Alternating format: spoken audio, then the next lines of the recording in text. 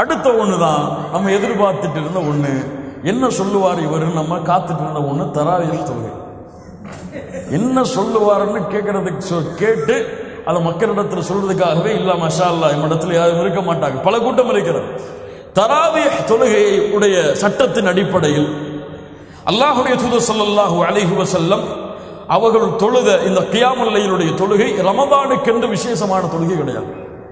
எல்லா மாதங்களிலும் அல்லாஹ்வுடைய தூதர் தொழுத இரவு தொழுகை தான் ரமதானுடைய மாதத்தில். தராவீஹ் என்ற ஒரு தனி தொழுகையெல்லாம் கிடையாது.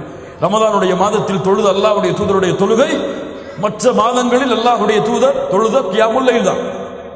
இது என்ன எண்ணிக்கை சொல்லுங்க பாப்போம். அவங்கள்ட்ட விட்டுறேன். 20 சொல்றவங்க கையை உயர்த்துக்க. சரி 8 சொல்றவங்க கையை உயர்த்துக்க. 8 தாண்டி தொலைவே கூடாதுங்க அப்படின்னு சொல்றவங்க கையை உயர்த்துக்க. உயர்த்து. 8 தாண்டி தொலைவே கூடாதா? புகாரி முஸ்லிமிலே ஹதீஸ் வருகிறது. ஆயிஷா ரலியல்லாஹு அன்ஹா சொல்கிறார்கள், அல்லாஹ்வுடைய தூதர் ஸல்லல்லாஹு அலைஹி வஸல்லம் ரமதான் மாதத்திலும் ரமதான் அல்லாத மாதங்களிலும் 11ஐ தவிர வேறு எந்த வணக்க வழிபாட்டு இரவு வணக்க வழிபாட்டுடைய அததுகளையும் எண்ணிக்கையும் அல்லாஹ்வுடைய தூதர் கூட்டவில்லை.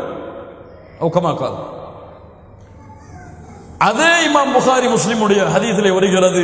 இப்னு உமர் ரலியல்லாஹு சொல்கிறார்கள், அப்துல்லாஹ் இப்னு உமர் சொல்கிறார்கள், அல்லாஹ்வுடைய தூதர் ரமதானுடைய இரவுகளில் 13 தொழுதார்கள்.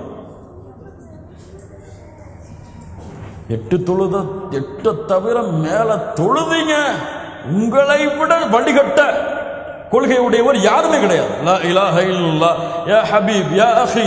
இது ஒரு மஸ்அலா, இது ஒரு மஸ்அலா, ஃபிக்ஹுடைய சட்டத்தில் எழக்கூடிய ஒரு கருத்து வேறுபாடு. இதில் அவருடைய ஆதாரம் உறுதியாக அவருக்கு தெரிந்தால் அதை அவர் பின்பற்றுவார். இவருடைய ஆதாரம் உறுதியாக தெரிந்தால் அவர் அதை பின்பற்றுவார். இதில் வழிகேடு சத்தியம் என்றும் அளவிற்கு சமூகத்திலே பலர் இந்த ஒரு மசாலாவை கொண்டு சென்று விட்டார். நஃபிலான வணக்கம். நீ தொழுதால் கூலி, தொழவில்லை என்றால் எதுவும் இல்லை. பாவமா? தொழாட்ட பாவமா? நஃபிலான வணக்கம். இதை ஃபர்தை விட முக்கியத்துவம் கொடுத்து அவ்வளவு பெரிய மசாலாவாக கொண்டு சென்று சமூகம் பிளவுபட்டு கிடக்கிறது. தராவீஹ் தொழுகை. தராவீன்னு வந்தாலே, ரமதானுடைய மாதம்னு வந்தாலே இந்த ஃபித்னா இல்லாம ரமதானுடைய பிறை தெரியுதோ இல்லையோ இந்த ஃபித்னா வந்துடும். ஃபேஸ்புக்குகளையும் வாட்ஸ்அப்புகளையும் அவங்களுடைய சேரக்கூடிய இடங்களையும் 8 தொழுறதா 10 தொழுறதா 20 தொழுறதா 20 தொழுதா வழிகேடு, 8க்கு மேல தொழுதா அனுமதி கிடையாது, அது வழிகேடான கொள்கை. லா இலாஹ இல்லல்லாஹ் யா அஹி. உனக்கு ஆதாரம் சரியாக இருந்தால் அதை செயல்படு, நஃபில் தான். உனக்கு ஆதாரம் செயல்பாடாக இருந்தால் செயல்படு. அல்லாஹ்வுடைய தூதருடைய ஹதீஸ்கள் 2 வருகிறது சஹீஹான அறிவிப்பின்படி. 8 11 வித்ரோடு சேர்த்து அல்லது 13 ரெண்டும் புகாரி முஸ்லிமிலே பதிவு செய்யப்பட்ட ஹதீஸ். இந்த 2ஐ கொண்டும் தொழுவது சிறந்தது. இதற்கு மேல் தொழ அனுமதி உண்டா இல்லையா என்று அவர்களுடைய ஆதாரங்கள் அடிப்படையில் உலமாக்கள் கருத்து வேறுபாடு படுகிறார்கள்.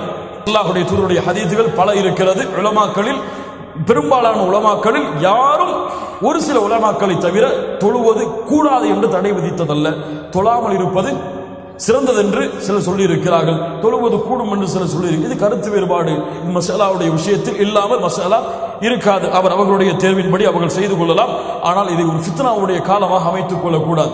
8 தொழுவும் பொழுது அல்லாஹ்வுடைய தூதர் தொழுத மாதிரி தொழுவோம். அல்லாஹ்வுடைய தூதர் இஷாவுடைய வக்து முடிந்ததிலிருந்து சஹருடைய நேரம் வரை தொழுவாங்க. இவர் 8 தொழுறோடு யோசிப்பார், எந்த பள்ளிக்கு போனாடா அரை மணி நேரம் 20 நிமிஷம் சொல்லி. லா இலாஹ இல்லல்லாஹ். எண்ணிக்கையில் சுன்னா வேண்டும், முறையில் சுன்னா கிடையாது. இது ஃபித்னா, இது ஹிலாஃப். எண்ணிக்கையில் சுன்னா வேண்டும், முறையில் சுன்னா கிடையாது. அங்க போயிடாதீங்கன்னு எச்சரிக்கை செஞ்சிருவார். அங்க போயிடாதீங்கப்பா, 1.5 மணி நேரம் தாங்க முடியாது நம்மளால சொல்லி. லா இலாஹ இல்லல்லாஹ். யா அஹி, உன்னால் எவ்வளவு முடியுமோ தொழு. நின்று தொழ முடியவில்லையா நஃபில் தான், உட்கார்ந்து தொழு.